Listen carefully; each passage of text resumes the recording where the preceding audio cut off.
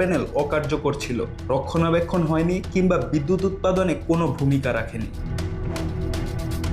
গ্রাহকদের এই ভোগান্তি কমাতে বিদ্যুৎ উন্নয়ন বোর্ড একটি কমিটি গঠন করে। সেই কমিটির সুপারিশে বিদ্যুৎ বিভাগ থেকে নতুন এই নির্দেশনা জারি করা হয়েছে, যা দেশের সব বিতরণ কোম্পানিতে পাঠানো হয়েছে। নতুন নিয়ম অনুযায়ী আবাসিক গ্রাহকদের দিতে হবে শুধু পাসপোর্ট সাইজের ছবি, জাতীয় পরিচয়পত্র, জমির মালিকানার কাগজ। 10 তলার বেশি ভবনের ক্ষেত্রে লাগবে ফায়ার সার্ভিসের সনদ। কোনো লোড নির্ধারণ বা সোলার বাধ্যবাধকতা নেই। শিল্প গ্রাহকদের ক্ষেত্রেও একই স্বস্তি।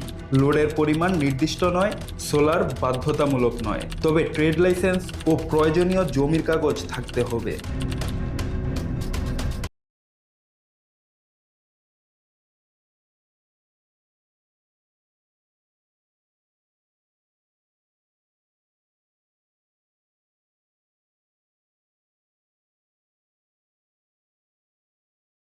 বাণিজ্যিক, ব্যাটারি চার্জিং, নির্মাণ কাজ, শিক্ষা ও ধর্মীয় প্রতিষ্ঠান সব ক্ষেত্রেই সোলার শর্ত তুলে নেওয়া হয়েছে। এমনকি ভূমিহীন গ্রাহকরাও নাগরিকত্বের সনদ দিলেই বিদ্যুৎ সংযোগ পাবেন।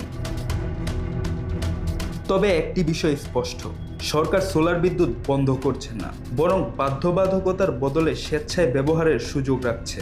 অর্থাৎ যারা চান তারা নেট মিটারিংয়ের মাধ্যমেই সৌর বিদ্যুৎ ব্যবহার করে জাতীয় গ্রিডে বিদ্যুৎ সরবরাহ করতে পারবেন।